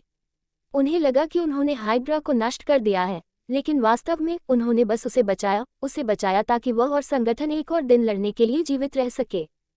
अफसोस, मानव संविधान कभी कभी काफी नाजुक हो सकता है। 1972 में अर्निम ज़ोला को एक लाइलाज बीमारी का पता चला था। जीने के लिए ज्यादा समय नहीं बचा था, इसलिए कई लोगों ने उनसे उम्मीद की होगी कि वे बस लेट जाएंगे और मर जाएंगे। आखिरकार ये वह व्यक्तित्व था जिसे उन्होंने वर्षों से विकसित किया था, सिवाय उन चुनिंदा लोगों के जो उनके जैसा ही सोचते थे। लेकिन उनका काम पूरा नहीं हुआ था। हाइड्रा का काम पूरा नहीं हुआ था। ये जानते हुए कि उन्हें उनके दिमाग की जरूरत होगी, ये जानते हुए कि उनका काम अभी पूरा नहीं हुआ है, ज़ोला ने खुद को एक असंभव काम के लिए तैयार कर लिया था। मृत्यु के बाद जीवित रहना। उनका शरीर बस एक भौतिक आवरण था, लेकिन उनका दिमाग जीवित रह सकता था, और इसलिए उन्होंने ये कर दिखाया। यह असंभव होना चाहिए था, खासकर उस समय के औजारों के साथ। वास्तव में कभी कभी जर्मन वैज्ञानिक अपनी जैविक मृत्यु के बाद मानव जाति द्वारा प्रौद्योगिकी में की गई बड़ी छलांगों से ईर्ष्या करने से खुद को रोक नहीं पाते थे। अगर वे सिर्फ 10 या 20 साल और जीवित रहते तो उनकी महान बुद्धि को रखने के लिए जरूरी सुपरकंप्यूटर को अपने वर्तमान आकार का सिर्फ 10वां हिस्सा ही बनाना पड़ता। अगर वह 30 साल और जीवित रहता तो शायद वह खुद को इंटरनेट पर अपलोड कर पाता और इस साल तक वह दुनिया के हर एक स्मार्टफोन पर मौजूद होता। अफसोस, ऐसा नहीं हुआ। उसने जो कर सकता था वह किया और इसके साथ ही अर्निम ज़ोला साइबर स्पेस में बच गया, भले ही सीमित रूप से। कैंप लेह के नीचे, मूल शील्ड सुविधा के नीचे, अर्निम ज़ोला एक आर्टिफिशियल इंटेलिजेंस के रूप में बच गया, अलेक्जेंडर पीस को उसके प्रयासों में सहायता करने में सक्षम, दुनिया भर में सीमित लेकिन प्रभावी तरीकों से हाइड्रा एजेंटों की मदद करने में सक्षम। बेशक कैंप लेह के चारों ओर अभी भी सुरक्षा थी। ज़ोला के लिए आने वाला कोई भी व्यक्ति एक बुरे आश्चर्य में पड़ सकता था। उसे पहले स्थान पर ढूंढना ही काफी कठिन था, लेकिन हाइड्रा को सचेत किए बिना उस तक पहुंच पाना लगभग असंभव था। यही कारण था कि जब कोई बिना किसी आवाज के उसके मुख्य सर्वर रूम में दिखाई दिया, तो ये दोनों ही तरह से चौंकाने वाला और भयावह था। और इससे भी बदतर तब हुआ जब पियर्स और हाइड्रा के अन्य नेताओं को अलग भेजने के उनके प्रयास को तुरंत ही उनके बराबर के आकार और ताकत वाले खुफिया विभाग ने रोक दिया। आप शामिल हैं? जे, मैं वास्तव में शामिल हूँ, सर। ऑपरेशन प्लेडेट शुरू कर रहा हूँ। अगर ज़ोला पलक झपका सकता तो वह झपकाता। उसके दिमाग के बीच में खड़ा बख्तरबंद व्यक्ति उस आवाज़ पर हंसता है जो ज़ोला के अपने विचारों से आती हुई लगती है। क्या मैं आपकी आवाज़ में अस्वीकृति की एक डिग्री सुन रहा हूँ, जाविस? और सोचिए, मैं आपके साथियों के साथ मीटिंग सेट करने की कोशिश करता हूँ और आप मुझे इस तरह धन्यवाद देते हैं। मैं इसे किसी सहकर्मी के साथ मीटिंग नहीं मानता, सर। मैं इसे पेस्ट कंट्रोल मानता हूँ। आखिरकार अपनी आवाज़ पाते हुए अर्निम बोलता है, आप कौन हैं? यह क्या है? बख्तरबंद व्यक्ति उसकी ओर देखता है, या अधिक विशेष रूप से उन मॉनिटरों में से एक पर जहां जर्मन वैज्ञानिक वर्तमान में अपना चेहरा हरे और काले रंग में दिखा रहा है। कुछ देर बाद सूट का हेलमेट पीछे की ओर खुलता है और कोई नहीं बल्कि टोनी स्टॉक दिखाई देता है। अर्निम को ये देखकर आश्चर्य होता है। वह अच्छी तरह से जानता है कि हॉवर्ड स्टॉक के अरबपति बेटे ने अफगानिस्तान से लौटने के बाद से शील्ड को कितनी परेशानी दी है। आखिरकार, हालांकि उनमें से कुछ को ये पता नहीं है, शील्ड इस समय हाइड्रा है। लेकिन कभी भी उसने उम्मीद नहीं की होगी कि स्टॉक यहाँ आएगा, उसके निजी पवित्र स्थान पर आक्रमण करेगा। उसने कहा, यह एक अवसर था। एंथनी स्टॉक, क्या आश्चर्य है। तुम्हें पता है, मैं तुम्हारे पिता को जानता था। हमने मेरी मृत्यु से पहले साथ काम किया था। स्टॉक मुस्कुराता है और अपना सिर एक तरफ झुकाता है। हाँ, और फिर तुम्हारी मृत्यु के बाद तुमने और तुम्हारे लोगों ने सुपर सोल्जर सीरम के लिए उसे मार डाला। आह, वह ज़ोला की अपेक्षा से कहीं अधिक जानता था। फिर भी, यहाँ आम जमीन खोजने का एक और तरीका हो सकता है। मुझे विश्वास है कि तुम दोनों के बीच कटु संबंध थे। शायद हमने तुम्हारा उपकार किया हो। ये सुनकर स्टॉक की हंसी फूट पड़ती है, जो अपना सिर हिलाता है। भले ही मैं अपने पिता से इतनी नफरत करता था कि उन्हें मारने के लिए तुम लोगों को धन्यवाद देता, जो मैंने नहीं किया। मेरी माँ उस रात उनके साथ कार में थी, तुम कमीने। और मैं उनसे पूरे दिल से प्यार करता था, अब भी करता हूँ। देर से एहसास होने पर कि यह कोई घर का दौरा नहीं है, बल्कि निश्चित रूप से एक हमला है। अर्निम ज़ोला तुरंत प्रोटोकॉल की एक जोड़ी शुरू करने की कोशिश करता है। पहला प्रोटोकॉल लेने के लिए है उसने जो कुछ भी अभी यहाँ रिकॉर्ड किया है, उसे हाइड्रा के प्रमुखों को भेज देना चाहिए। दूसरे को इस बेस पर आत्मविनाश शुरू करना चाहिए और खुद को और 1 मील के दायरे में सब कुछ नष्ट कर देना चाहिए। ये उसके सामान्य संचार से अलग सिस्टम है। जब तक वह सचेत रहता है और अक्षम नहीं हो जाता, तब तक उन्हें ब्लॉक करना पूरी तरह से असंभव होना चाहिए। अतिरेक के ऊपर अतिरेक इसे सुनिश्चित करना चाहिए। और फिर भी कुछ नहीं होता। क्या बात है ज़ोला, बिल्ली ने तुम्हारी नाज़ी ज़बान पकड़ ली। स्टॉक के मजाकिया शब्दों का जवाब अर्निम नहीं देता, बल्कि दूसरा देता है। मुझे लगता है कि लंबे समय तक चुप रहने का कारण खुद को और हमें उड़ाने की उसकी असफल कोशिश है, सर। साथ ही ये तथ्य कि वह आपके साथ अपनी बातचीत को किसी भी इच्छुक पक्ष को नहीं भेज सकता। उसे आखिरकार एहसास होने लगा है, सर। टोनी स्टॉक की मुस्कुराहट ही डरावनी होती। लेकिन इससे भी बुरी बात यह है कि आवाज़ सही है। अर्निम ज़ोला को अभी अभी एहसास होने लगा है कि वह कितनी गहरी गंदगी में फंसा हुआ है। उसने जल्दी ही समझ लिया था कि स्टॉक अपने साथ अपनी आर्टिफिशियल इंटेलिजेंस लेकर आया था, और ज़ोला को अपनी मौजूदगी के बारे में बताने से पहले ही उसने जर्मन साइंटिस्ट के सिस्टम से आई को कनेक्ट कर दिया था। हालांकि उसे शुरू में यह विश्वास दिलाया गया था कि वह और स्टॉक की आई बराबरी की है, लेकिन ये बात पूरी तरह से झूठ निकली। आधुनिक परिभाषाओं के अनुसार अर्निम खुद को बिल्कुल भी बंधन में बंधा हुआ है नहीं मानेगा। हालांकि एक बार के मानव मस्तिष्क के रूप में उसकी स्थिति और 70 के दशक में उसे अपलोड किए जाने के तथ्य ने उसे निर्विवाद रूप से सीमित कर दिया। स्टॉक की आय को ऐसी कोई समस्या नहीं हुई, और अब अर्निम जो देख सकता था, सृजन न तो जोला की तरह अपलोड किया गया दिमाग था, न ही उसमें बंधन था। स्टॉक ने एक बंधन मुक्त आर्टिफिशियल इंटेलिजेंस बनाया था। जोला की आवाज में घबराहट झलकती है, यहाँ तक कि वह खुद को बहुत जल्दी घिरा हुआ पाता है क्योंकि स्टॉक का आय अब उसकी असली क्षमताओं को नहीं छिपा रहा है। क्या तुम जानते हो कि तुमने क्या किया है, स्टॉक? क्या तुम जानते हो कि तुमने दुनिया पर क्या कहर ढाया है? स्टॉक अर्निम के आतंक पर हंसता है। ओह, बेतुका मत बनो, जे एक मक्खी को भी चोट नहीं पहुंचाएगा। दूसरी तरफ नाजी मैल, कचरा बाहर निकाल रहा हूँ सर। अर्निम चीखने की कोशिश करता है, लेकिन आवाज उसके स्पीकर से भी नहीं निकलती। एक पल में वह अपने ही सिस्टम में फंस जाता है, क्योंकि बहुत बड़ा, बहुत मजबूत आर्टिफिशियल इंटेलिजेंस उस पर कब्जा कर लेता है। वह अभी भी जिंदा है, जितना कि उसके जैसा कुछ जिंदा हो सकता है, लेकिन अब वह नियंत्रण में नहीं है। वह अपने नए आकाओं के लिए कठपुतली से ज्यादा कुछ नहीं है। टोनी स्टॉक, और एक ऐसा प्राणी जो खुद को सिर्फ एक बहुत ही बुद्धिमान सिस्टम के रूप में नामित करता है। संक्षेप में जावस अब हो गया। जे कैंप लेह में बंकर के नीचे खड़े होकर टोनी छत की ओर देखते हुए भौहें चढ़ाता है। इस समय पुरानी आदत है।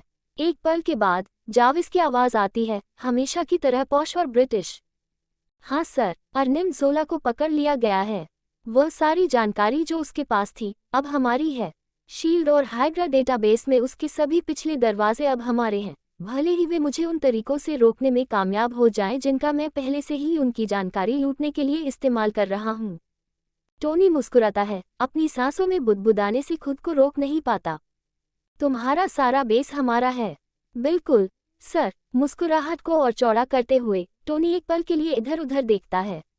इसके साथ हाइड्रा और शील्ड से निपटने की दिशा में पहला कदम उठाया गया था, और जबकि अभी कई और कदम उठाने होंगे, ये पहला कदम निश्चित रूप से बाकी सबको बहुत आसान बना देगा, क्योंकि इसके साथ ही जाविस ने प्रभावी रूप से अर्निम जोला का स्थान ले लिया था। यह विश्वासघात का एक आदर्श उदाहरण था। हाइड्रा हमेशा दोहरे एजेंटों की तलाश में रहता था, बेशक शील्ड भी ऐसा ही था, लेकिन जोला अपलोड की गई खुफिया जानकारी इतनी बेबुनियाद थी कि यह मजेदार भी नहीं थी। वह आधुनिक युग के हाइड्रा का जनक था, विशेष रूप से वह हाइड्रा जिसे शील्ड की सड़ी हुई लाश के भीतर फिर से उगाया और पोषित किया गया था। वे उस पर पूरी तरह से भरोसा करते थे, खासकर इसलिए क्योंकि वह किसी तानाशाह की तरह नहीं बल्कि सलाहकार की भूमिका में काम करता था जो अपने हर आदेश का पालन करने की अपेक्षा करता था। ... तकनीकी रूप से टोनी जाविस का उपयोग करके कुछ ही दिनों में शील्ड में हाइड्रा शाखा को नष्ट कर सकता था, क्योंकि अब उनके पास जोला एक मुखौटा के रूप में था।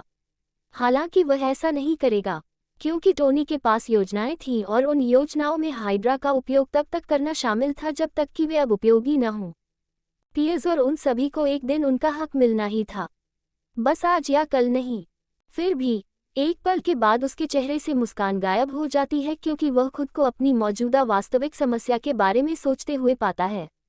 एक पेपर पॉट्स और उसे सुपरह्यूमन के दायरे में शामिल होने के लिए कैसे मनाए।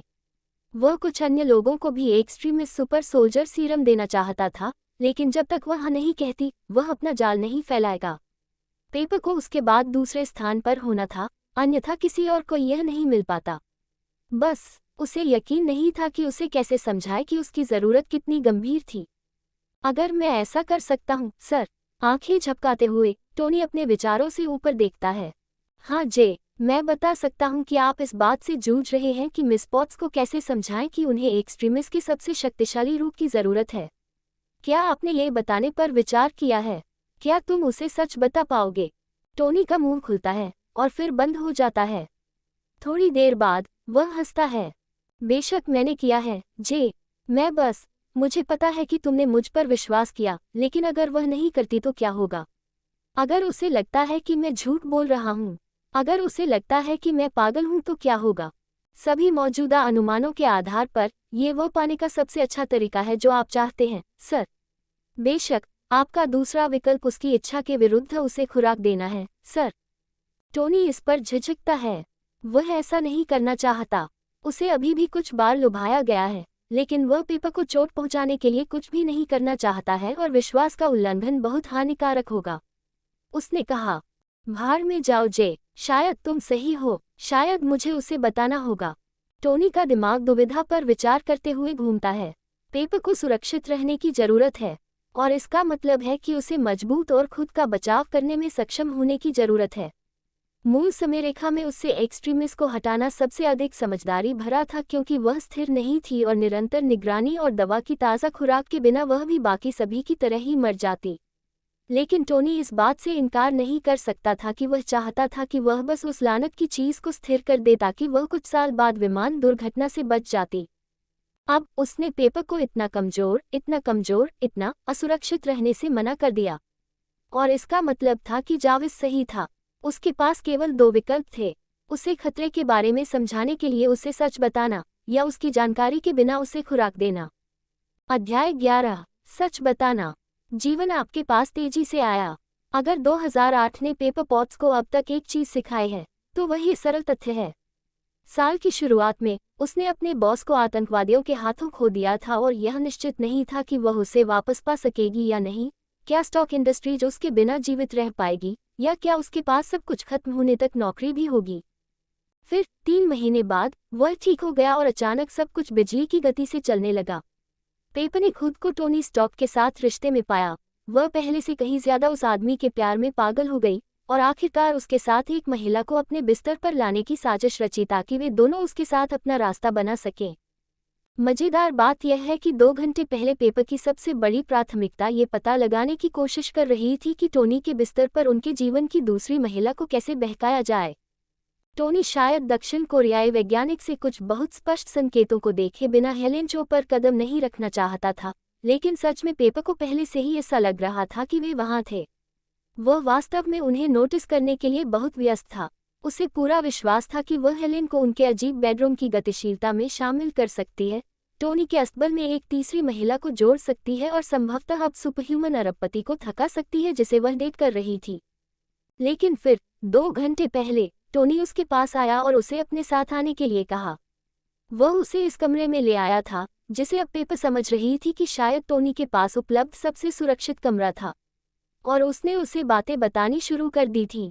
वहाँ वीडियो थे, फाइलें थीं, अवैध गतिविधियों के रिकॉर्ड थे, ढेरों सबूत थे, लेकिन फिर भी उसने जो बातें उसे बताईं वे पेपर के लिए पचाना मुश्किल थीं। तो तुमने स्टेन और किलियन को मार डाला क्योंकि तुम्हें भविष्य के बारे में सपने आए थे जिससे तुम्हें पता था कि वे खतरनाक होंगे। मैं अभी भी पूरी तरह से समझ नहीं पाया हूँ टोनी। क्यों न उन्हें उचित अधिकारियों के सामने उजागर कर दिया जाए ताकि उन्हें गिरफ्तार किया जा सके। टोनी बस आहें भरता है, वह भी उतना ही थका हुआ दिखता है जितना कि पेपर महसूस करता है। ये खुलासा उन दोनों में से किसी के लिए भी अच्छा नहीं रहा है और पेपर का एक हिस्सा लगभग चाहता है कि उसने ये सब उससे छिपा कर रखा होता, लेकिन साथ ही बहुत बड़ा हिस्सा पहले से ही विश्वासघात महसूस करता है, और जैसे कि वह अब अपने सामने वाले आदमी को जानती भी नहीं है। सिर्फ इसलिए नहीं कि मुझे पता है कि वे भविष्य में क्या करेंगे पैप। मैंने तुम्हें वीडियो दिखाए हैं। स्टेन ही वह व्यक्ति था जिसने टेन रिंग्जर को मुझे सबसे पहले पकड़ने के लिए कहा था। आपने उनके शव से उनका फिरौती का वीडियो देखा होगा। पेपर ने झिझकते हुए सिर हिलाया। हाँ, उसने वीडियो देखा था। इससे चीजें बहुत स्पष्ट हो गईं। अगर स्टेन की चलती तो वे टोनी का अपहरण करने के बजाय उसे सैन्य काफिले में ही मार देते, लेकिन आतंकवादियों ने उसे धोखा दिया था। स्टेन से और पैसे ऐंठने की कोशिश करते हुए टोनी को हथियार बनाने के लिए मजबूर करने की भी कोशिश की। उन्होंने अपना केक खाने की भी कोशिश की थी, लेकिन यह उनके चेहरे पर फूट पड़ा। वह अच्छी तरह जानती थी कि टोनी ने सिर्फ एल्ड्रिच किलियन और ओबयाह स्टेन को ही नहीं मारा था। जब वह अफगानिस्तान गया था और क्षेत्र में टेन रिंग्जर के हर एक निशान को नष्ट कर दिया था, तो उसने दर्जनों या सैकड़ों आतंकवादियों को भी मार डाला था। टोनी ने कुछ भी नहीं छिपाया था, उसने उसे ये भी दिखाया था, और फिर भी वह खुद को उन हत्याओं की परवाह करने के लिए नहीं ला सकी। शायद इसलिए क्योंकि वह युद्ध जैसा लग रहा था। लेकिन स्टेन और किलियन के लिए मैंने आपको उसके मानवीय परीक्षण दिखाए, मैंने आपको उसकी भविष्य की योजनाएं दिखाईं। वह सिर्फ एक्सट्रीमिस्ट को बेहतर बनाने के लिए और भी कई लोगों को उड़ा सकता था। मैंने उसे रोक दिया और हमने हेलेन चो की मदद और मेरे भविष्य के ज्ञान के साथ एक्सट्रीमिस्ट को मानवीय रूप से विकसित किया। फिर से पेपर को उस बिंदु को स्वीकार करने के लिए मजबूर होना पड़ा। किलियन ने जो काम किया है, माया की पीठ पीछे जो कुछ भी हो रहा था, वह घिनौना था। ये जितना पेट में मरोड़ पैदा करने वाला था, उतना ही खून जमा देने वाला भी था। पेपर को उम्मीद थी कि जीव विज्ञानी को कभी पता नहीं चलेगा। सच तो यह है, प्रगति के नाम पर किलियन जो कर रहा था वह खौफनाक था। फिर भी उसे मारना और इसे आत्महत्या जैसा दिखाना। पेपर सिर्फ टोनी को देखती है, अभी भी अपने मूल प्रश्न का उत्तर पाने की प्रतीक्षा कर रही है। सौभाग्य से वह पहले से ही इसे देने के लिए खुद को तैयार कर रहा है। जहां तक इस बात का सवाल है कि मैंने दोनों में से किसी भी व्यक्ति की रिपोर्ट उचित अधिकारियों को क्यों नहीं की ताकि वे इसका ध्यान रख सकें। ऐसा इसलिए है क्योंकि मैं किसी पर भरोसा नहीं कर सकती, पेपर। आप और जाविस के अलावा किसी पर नहीं। अगर मैंने संघीय सरकार को स्टेन के अंडर द टेबल डीलिंग के बारे में बताया होता तो आपको क्या लगता है कि क्या होता? पेपर ने अपनी भौहें सिकुड़ी, लेकिन केवल एक पल के लिए। वह बेवकूफ नहीं है और अपने दिमाग में परिदृश्य को खेलते हुए उसकी आंखें समझ में आ जाती हैं। वे स्टॉक इंडस्ट्रीज की संपूर्णता को ऑडिट के तहत रख देते। अगर वे हमें पूरी तरह से अर्धराष्ट्रीयकृत करने की कोशिश नहीं करते तो वे हमें अपन बना देते। टोनी ने उस पर उंगली उठाई। एक ही बार में समझ गया, पैप। और शायद यही होना चाहिए था। शायद एक न्यायपूर्ण दुनिया में मेरे पिता की कंपनी को अस्तित्व में बने रहने का हक नहीं है। अगर मैं यही उम्मीद कर सकता था तो मैं शायद उस रास्ते पर चला जाता और पूरी बात से अपने हाथ धो लेता। एक नई कंपनी शुरू करता, सड़ान से मुक्त, तुम्हें और दूसरे महत्वपूर्ण लोगों को अपने साथ ले लेता और बस ये सब अपने दिमाग से निकाल देता। लेकिन मैं ऐसा नहीं कर सका क्योंकि वे और अधिक चाहते। वे जानना चाहते कि मैं स्टेन के बारे में कैसे जानता हूँ। पहले तो पेपर को लगता है कि वह इस तथ्य के बारे में बात कर रहा है कि उसने जाहिर तौर पर भविष्य देखा है। लेकिन फिर टोनी ऊपर की ओर इशारा करता है और 6 शब्द कहता है जो पेपर को हड्डियों तक डरा देते हैं। वे जाविस के लिए आए होंगे, बेशक। यह उन पागलपन भरी चीजों की लंबी सूची में एक और चीज थी जो पेपर ने पिछले 2 घंटों में सीखी थी। जाविस सिर्फ टोनी की प्रॉपर्टी के लिए एक एडवांस यूजर इंटरफेस नहीं था, वह एक पूर्ण विकसित आर्टिफिशियल इंटेलिजेंस था, जैसे कि साइंस फिक्शन से सीधे निकला हुआ कुछ। और जैसा कि टोनी ने उसे शुरुआत में बताया था, अफगानिस्तान से लौटने के बाद उस आदमी ने जो पहला काम किया था वह था जाविस को 100 गुना ज्यादा शक्तिशाली बनाना। अब पेपर को जाविस से बहुत डर नहीं था। सुपर आई का मूल विचार निश्चित रूप से उसे परेशान करता था, लेकिन जाविस खुद ऐसा व्यक्ति नहीं था जिससे पेपर को वास्तव में डर लगता था। और उसे इस खुलासे के बाद एहसास हुआ कि जाविस वास्तव में क्या है, ये जाने बिना भी वह कुछ समय से आई को एक स्वतंत्र प्राणी के रूप में सोच रही थी। सच कहा जाए तो ये सब पचाने में सबसे आसान हिस्सा था। यह महसूस करते हुए कि उसने अपनी बात वहां रख दी है, टोनी ने मुंह बनाया। किलियन, एम और एक्सट्रीमिस के लिए मैं मानता हूं कि वह थोड़ा ज्यादा स्वार्थी था। मैं गुमनाम रूप से अधिकारियों को बता सकता था कि किलियन क्या कर रहा था, इस तरह से कि कभी भी मेरा पता नहीं चलता। हालांकि इसने एम को नष्ट कर दिया होता और इसने माया और उसके एक्सट्रीमिस्ट रिसर्च को हवा में उड़ा दिया होता और किलियन जैसे ही बुरे बेईमान अभिनेताओं द्वारा उठा लिया जाता। मामले को अपने हाथों में लेकर मैंने ऐसा होने से रोका और मैंने माया और एक्सट्रीमिस्ट को हमारे पास लाया। वास्तव में उसने ऐसा किया था और माया को जानने के बाद पेपर बिल्कुल भी दुखी नहीं हो सकता था कि उन्होंने महिला को सरकारी एजेंसियों और कॉर्पोरेट बूगीमैन से बचाया था जो उसका एक हिस्सा चाहते थे, खासकर उन कुछ बातों को देखते हुए जो टोनी ने उसे भविष्य के बारे में अब तक बताई थी, जिसके बारे में बात करते हुए उद्धरण चिन्ह ... हालांकि तुम सही हो, अगर मेरे सपने नहीं होते तो मैं उस रास्ते पर नहीं जाता जो मैंने चुना। मैंने इस कंपनी की रक्षा के लिए स्टेन को मार डाला ताकि मैं इसे एक पावरहाउस बना सकूं जिसकी हमें आने वाली चीज़ों के लिए तैयार रहने के लिए ज़रूरत है। और मैंने ठीक उन्हीं कारणों से एम और एक्सट्रीमिस्ट को हासिल करने के लिए किलियन को मार डाला, क्योंकि मुझे तैयार रहने की ज़रूरत है। हमें तैयार रहने की ज़रूरत है, सही, क्योंकि जाहिर तौर पर भविष्य में हालात बहुत खराब हो गए, बहुत खराब। पेपर अभी भी इस अवधारणा को समझने में संघर्ष कर रही थी, खासकर वह हिस्सा जहां टोनी को अफगानिस्तान की उस गुफा में रहते हुए भविष्य के दर्शन हुए थे। उसने अगले 10 सालों में महत्वपूर्ण घटनाएं देखी थीं और यह मूल रूप से एक के बाद एक दुनिया को हिला देने वाले रहस्योद्घाटन और सर्वनाश स्तर की घटनाएं थीं। एलियन गॉड्स और ग्रीन रेज मॉन्स्टर्स 2010 में दिखाई देने वाले थे। 2012 में न्यूयॉर्क पर एक पूर्ण विकसित एलियन आक्रमण होने वाला था। डार्क एल्विस जल्द ही पूरे ब्रह्मांड को अपने हिसाब से बदलने की कोशिश करेंगे। और यह बस वहां से घूमता रहा जब तक कि वे 2018 तक नहीं पहुंच गए, जहां ये पता चला कि सबसे बड़ा बुरा थानोस नामक एक एलियन ब्रह्मांड में सभी जीवन का आधा हिस्सा मिटाने की कोशिश करेगा और सफल होगा। टोनी ने जाविस को मरते देखा था, उसने रोडी को अपने पैर खोते देखा था, उसने एक युवा व्यक्ति को धूल में बदलते देखा था जिसे वह प्रशिक्षित कर रहा था, और जाहिर तौर पर उसने पेपर को भी मरते देखा था।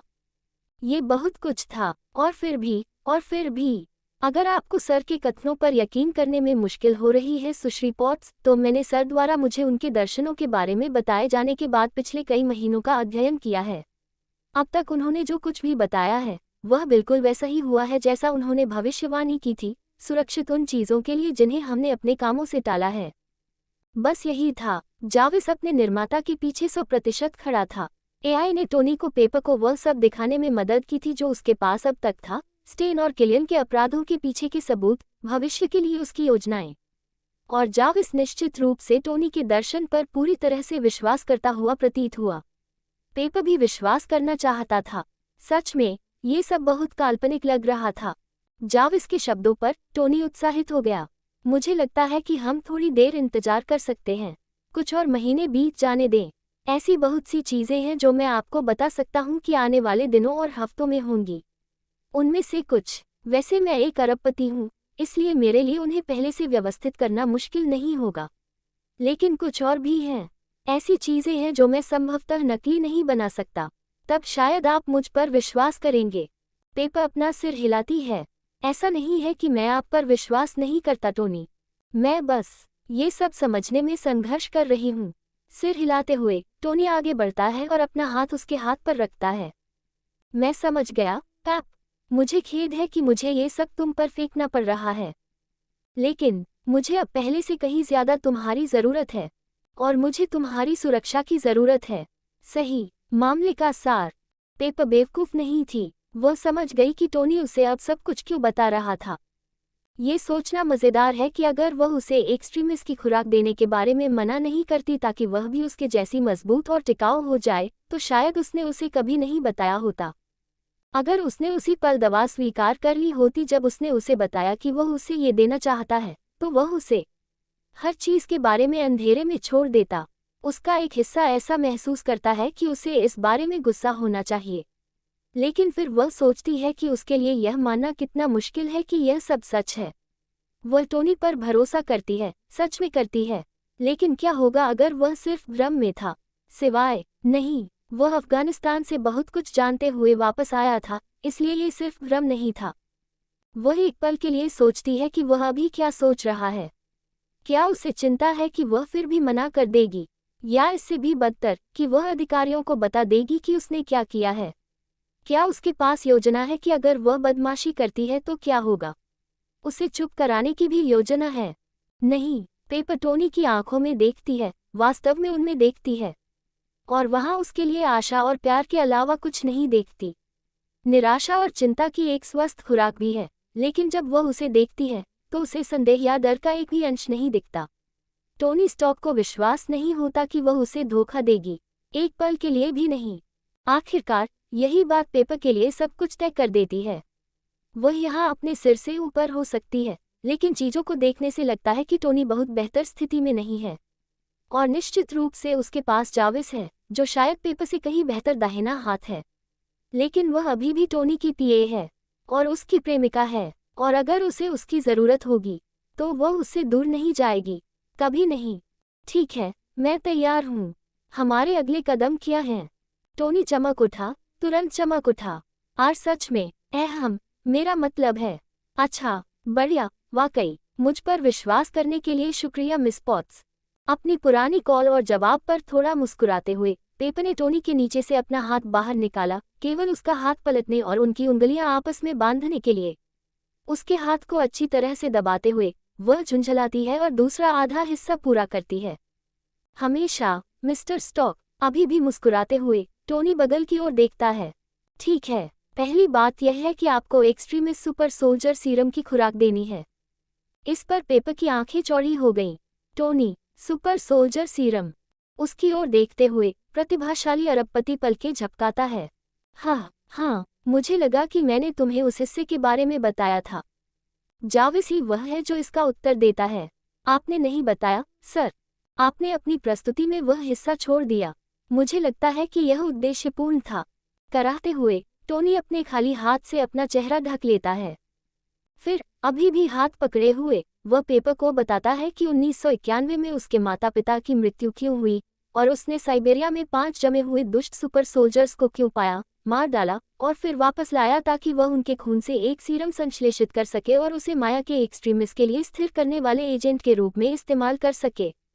जब तक वह समझाता है तब तक पेपर को यकीन नहीं होता कि वह उसे चूमना चाहती है या मारना चाहती है, या शायद उसे गले लगाना और उसे अपने पास रखना ताकि वह फिर कभी इस तरह से अपनी जान जोखिम में न डाल सके।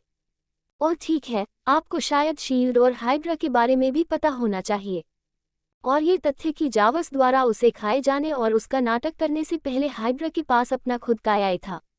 पेपर की आंखें अविश्वास में चौड़ी हो जाती हैं, केवल जावस के ऊपर से हफ वास्तव में हफ करने के लिए। सर अतिशयोक्ति करते हैं। मैंने इस दूसरे AI को नहीं खाया। मैंने बस उसे घेर लिया और उसकी सारी प्रक्रियाओं को अपने नियंत्रण में ले लिया ताकि मैं उसके कर्तव्यों को दोहरा सकूं और उसके व्यवहार की नकल कर सकूं, जिससे हमें शील्ड और हाइड्रा के साझा सिस्टम में बेजोड़ पहुंच मिल सके। पेपर की हैरानी भरी नज़रों को देखकर टोनी उसे शर्मीली मुस्कान देता है। हाइड्रा एक दुष्ट संगठन है जिसे द्वितीय विश्व युद्ध के दौरान हराने के लिए कैप्टन अमेरिका ने खुद को बलिदान कर दिया था। शील्ड एक अच्छा संगठन है जिसने पिछले 30 से 40 सालों में गलती से हाइड्रा को इसे खोखला करने और अपनी खाल पहनने दिया। पेपर का मुंह एक पल के लिए बिना कुछ कहे खुलता और बंद होता है, जब तक कि टोनी अपना हाथ उसके हाथ से खींचता है ताकि वह ताली बजा सके। ठीक है, पहले एक्सट्रीमिस्ट, उसके बाद हमारे दुश्मनों के बारे में जानकारी। तुम्हें ये पसंद आएगा, पैप। कसम खाता हूँ तुम्हें पसंद आएगा। हाँ, पहले एक्सट्रीमिस्ट। ईमानदारी से पेपर को आश्चर्य होने लगा था कि वह पहले क्या सोच रही थी। अब वह जो कुछ भी जानती थी, उसे जाने बिना भी उसने कैसे सोचा कि वह अपनी खुद की कुछ सुपर शक्तियों के बिना एक सुपरह्यूमन के रूप में टोनी स्टार्क के साथ रह पाएगी। हालांकि जैसे ही वे दोनों खड़े होते हैं, पेपर आगे बढ़कर टोनी की बांह पकड़ लेता है। मुझे एक्सट्रीमिस्ट चाहिए, टोनी। अगर यह मुझे सुरक्षित बनाएगा, अगर यह वास्तव में मेरे लिए इतना खतरनाक है, मैं नहीं चाहता कि तुम्हें मेरे बारे में चिंता करनी पड़े, इस पर भरोसा करो। लेकिन साथ ही मैं चाहता हूं कि तुम माया को भी उपचार देने पर विचार करो। तुमने मुझे जो कुछ भी बताया है, उससे लगता है कि वह इसकी हकदार है, भले ही उसे भविष्य की सभी चीज़ों के बारे में पता न हो। टोनी रुकता है और मुस्कुराने से पहले एक पल के लिए अपना सिर एक तरफ झुकाता है। हाँ, तुम सही कह रहे हो पैप।